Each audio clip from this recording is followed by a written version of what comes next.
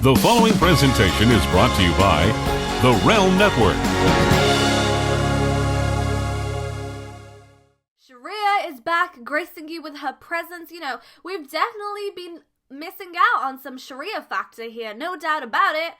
So, I hope you're all excited. I hope you all had a great start to 2017. 2016 officially been deleted in Broken Matt Hardy's words, and I hope everyone has a great year, and I'm so excited to make this review today. Seems like 2017 is going to be a great year for TNA. I mean, Anthem Sports are now in full control of the company. Dixie Carter has resigned. Jeff Jarrett is back as a consultant. So much is happening, and I hope this is going to be a great year for them. They've been struggling for a while, and with these recent changes, I have no doubt that the company will grow and get back on track. Now, let's review the first TNA show of 2017, and it kicks off with Josh Matthews and the Pope. I really like the tilted camera angle. You could actually see the crowd. You could actually see that there's people there, and they didn't look like silhouettes because there was actually some lighting there too. Of course, the TNA World Heavyweight Champion comes out to the ring. And TNA, if everyone, and I mean every single person, is not responding to the champ, negative or positive, there's a problem. I really did not want to get into 2017 with our TNA champion being Eddie Edwards.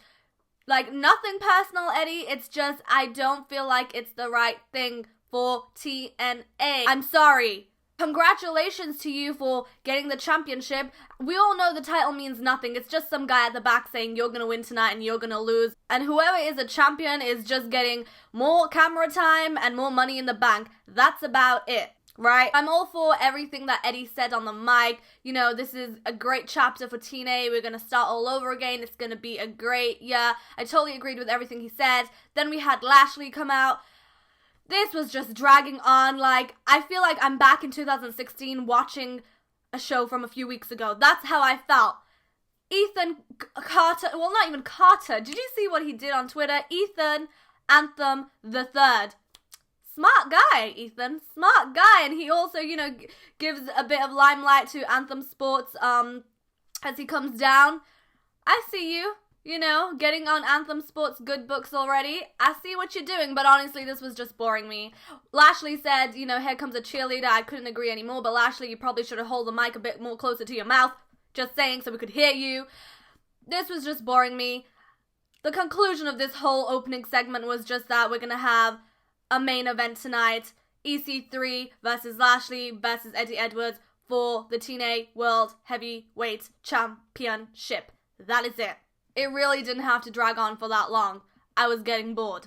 Moose defends his championship against the Miracle Mike Bennett. And fun fact, it's officially been a year since the Miracle have been in TNA. It doesn't feel like it's been that long, but it has been that long. Whoa, 2016 definitely flied, but it was a roller coaster to say the least. To be quite honest, I was not expecting this match to be good. I was not expecting much from it. I was not. I'm, like, the Grand Championship match has just put such a bad taste in my mouth. Every time we have one, I'm just like, I don't really want to watch this, but I still have to. But this really took me by surprise. I absolutely enjoyed the match, and I feel like this is the most we've seen Mike wrestle all year long. I mean, do you agree with me? Because I agree with I agree with me. I was trying to be funny, but okay. Like, it was such a great match. It was so energetic, action-packed. It kind of made me look at the Grand Championship match differently in a positive way. I was like, you know what? Maybe this is a good title because it gives us a match where people are expected to be physical. No surprise that Moose retained his title. Now to my favorite part, we go backstage and it's Hornswoggle, known as Swoggle in TNA. He's trying to figure out Vanguard 1, and then the Broken Hardys have a word with Swoggle. This was absolutely hilarious. Everyone's facial expressions and just performance in this backstage segment was hilarious. Absolutely loved it. Then we go back to the Impact Zone. Spud comes out. This guy is brilliant as a heel, like, absolutely brilliant. I'm so glad he won British Boot Camp. Great job coming out as a heel, and then his opponent is Swoggle. Great reaction from everyone at the Impact Zone. I hope you guys are louder next time, though. And I am just so happy Swoggle is in TNA. I don't know if it's like just a one-off appearance or whatnot, but it was definitely nice to see him, especially when he did the spear, the German suplex, and with a Celtic cross, Swoggle pins Spud. Spud is not having it. He's saying he just lost to a 1-year-old man. Then Spud quits. Okay, Spud, I guess like Mandrews, you're gonna join the WWE UK tournament too. Adios, I'll see you on the other side, baby. Moose and Mike backstage, and they're gonna have a rematch at a live pay-per-view that is apparently tomorrow, which is today. This was just thrown out there randomly. I'm not quite sure how tactical this was. I mean, just throwing out, hey, a pay-per-view is gonna be live, kind of just, I don't think it was a good timing. You have to have some time to promote. But now, dummies, it's Eli Drake. He said, just the sound of my voice is a hit. You know it.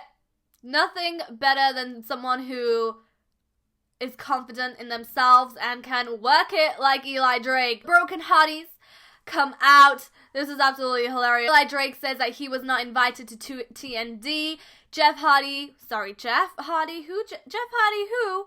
You mean Brother Nero? Brother Nero says, are you looking for love? That was absolutely hilarious. Eli Drake challenges the Hardys for the tag team titles, and we'll find out who his tag team partner is in the pay-per-view, which is today. Currently, in real time. Last segment was just promoting the pay-per-view pretty much. And I was a bit surprised at the Broken Hardys. Sorry, I'm just so popular today. Then we have the Helms Dynasty.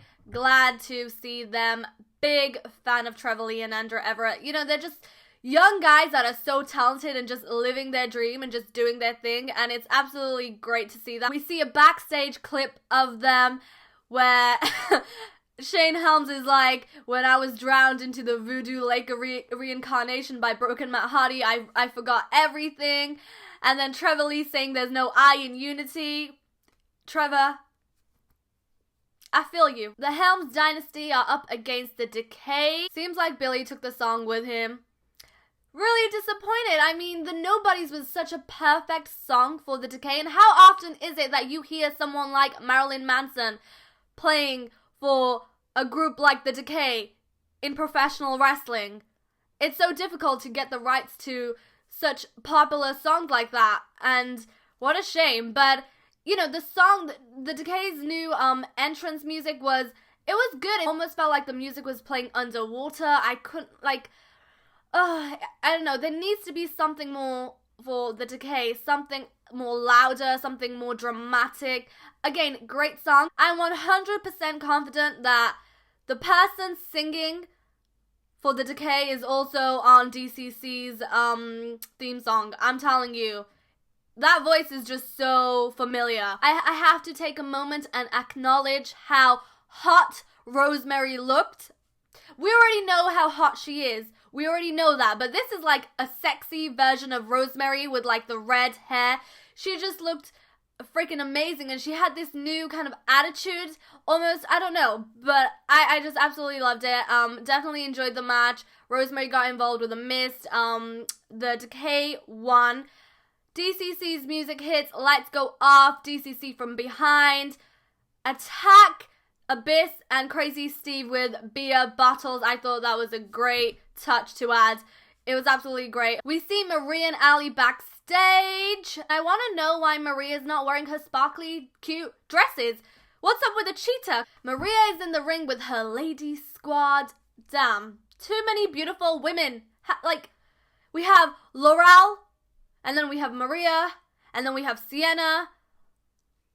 Laurel just looked smoking hot, by the way. Girl crush. I'm kind of questioning my sexuality right now. She looked so hot. Maria is just so lucky. All she has to do is wear cute dresses and come out to the ring and be a total diva and not take a bump. Allie comes out and she's up against Sienna. Now, apparently Braxton has been teaching Allie to wrestle, so in this match, she's got her own back hair, she knows what to do. Braxton comes out to cheer her along, Laurel distracts Braxton, which distracts Allie, which costs Allie the match. I have to acknowledge how awesome the Impact Zone are to Allie. Like, not a lot of people get that reaction, not even the Broken Hearties got that reaction. It's so good to see a male-dominated crowd just cheering on a female. Main event time. Lashley versus EC3 versus Eddie Edwards. It was a good match. I did enjoy it, although I did not agree with the conclusion of the match, and that's Eddie Edwards winning. I like that Davey Richards came out, but this was his time to turn on Eddie. I wanted Davey Richards to return and cost Eddie the match. Maybe have some sort of like jealousy over there. Take Eddie out of the title picture. Dave and Eddie have a feud. Make Lashley the champion. EC3 and Eli Drake. Lashley and Moose. That's what I wanted to see. We had no new champions in the show at all. This is the first show of 2017. How about you make an impact? This show was live. Come on, I felt like it really lacked in momentum. I'm sorry, I wanted something to happen. It seems like we're still on square one. We're still where we were a few weeks ago. Really haven't seen any new feuds develop or anything for that matter. I don't usually rate shows, but if I had to rate this show, I'd give it a 7. It was not a bad show. It was an okay show. It was enjoyable, but, the lack of title changes, the lack of new feuds or returns or anything, and I think that's very important for the first show of 2017, especially when you've had a lot of changes already. What would you rate the show? Would you rate it a 7? Higher? Lower? Let me know down below. Thank you to everyone who's been supporting me and watching my reviews for however long I've been here. It means everything, and I'm very appreciative of everyone's support, and, there's nothing better than when strangers are just rooting for you and just, telling you, go girl, do your thing. And I've had a great 2016. It's been a roller coaster, but I got a lot of things ticked off my bucket list some things that I didn't even know were on my bucket list. And I'm so glad to be doing these reviews. So I hope everyone has a great day and a great year, and I'll see you next week with another TNA Impact Wrestling review.